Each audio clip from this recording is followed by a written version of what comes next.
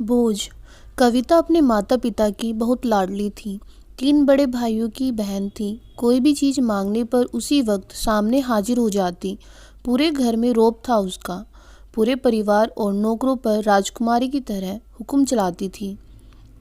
School में भी पूरा रौब था उसका। बड़े घर की लाडली जो थी, ऐसे ही उसने कॉलेज में दाखिला लिया। उसके ठाट बाट बड़ी गाड़ी में आना जाना, हर दिन नया फैशन देखकर हर कोई उससे दोस्ती करना चाहता था।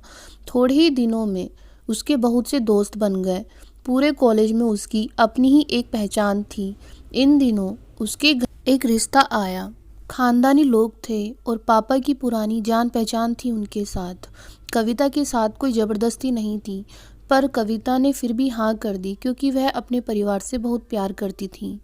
वह जानती थी कि वह लोग उसका अच्छा ही सोचेंगे। लड़के का नाम राज था। राज काफ़ी पढ़ा लिखा और समझदार लड़का था।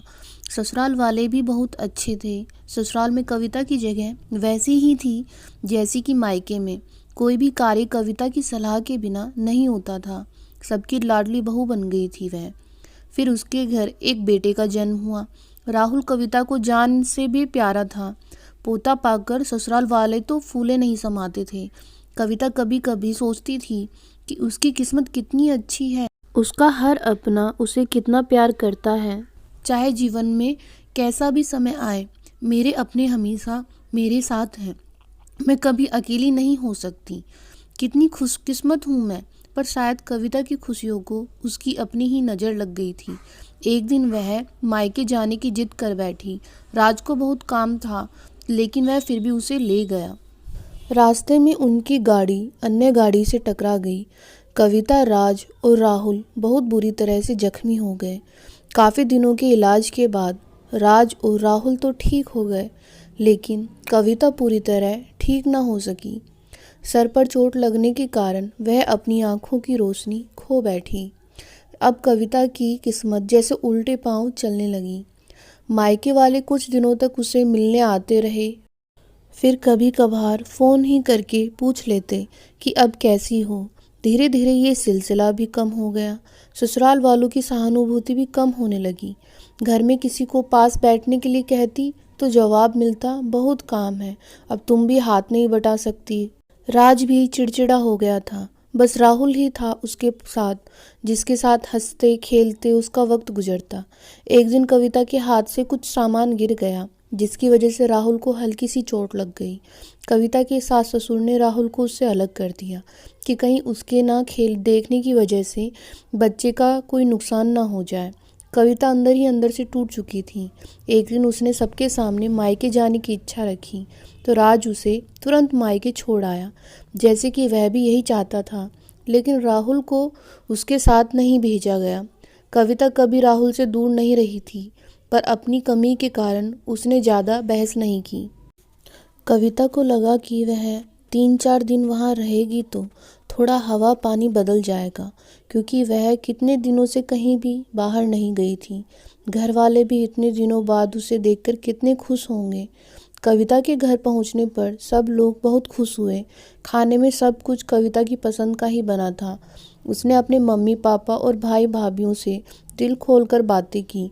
उनके छोटे छोटे बच्चे भी बुआ के साथ घुल मिल गए थे। रात को सोने के वक्त जब वह कपड़े बदलने लगी तो उसे पता लगा कि उसका बैग तो बहुत भरा हुआ था। वह सब समझ गई। वह बहुत उदास हो गई। कुछ दिनों तक तो सब ठीक रहा, फिर जैसे सब बदलने लगा, सबका व्यवहार बदल रहा था। वह लोग जैसे थक चुके थे। उससे सब लोग घुमा फिराकर पूछने लगे कि राज कब आ रहा है उसे ले जाने। वह बहाना बना देती, जबकि वह जानती थी कि उस घर में अब उसके लिए कोई जगह नहीं। कविता से चलते वक्त कुछ ना कुछ नुकसान हो जाता।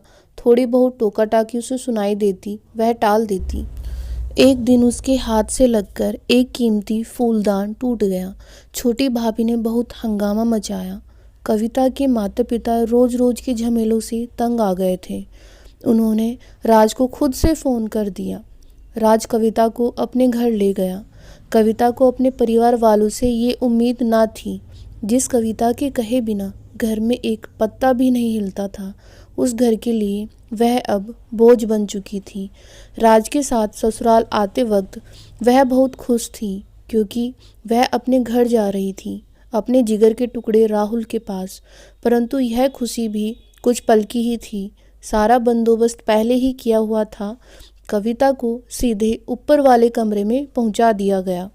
राहुल से दूर रहने की सख्त चेतावनी दी गई। एक काम वाली लता को उसकी जिम्मेदारी सौंपी गई, जो उसके खाने पहनने जैसी ज़रूरतों का ध्यान रखती। कविता ज़्यादातर चुप ही रहती, कभी कभी काम वाली लता से थोड़ा बतिया लेती। उसके जरिए राहुल का पता चल जाता। सबकी लाडली बेटी और बहू सबके लिए लाडली से बोझ बन चुकी थी। दोस्तों, समय सबके लिए हमेशा एक जैसा नहीं होता।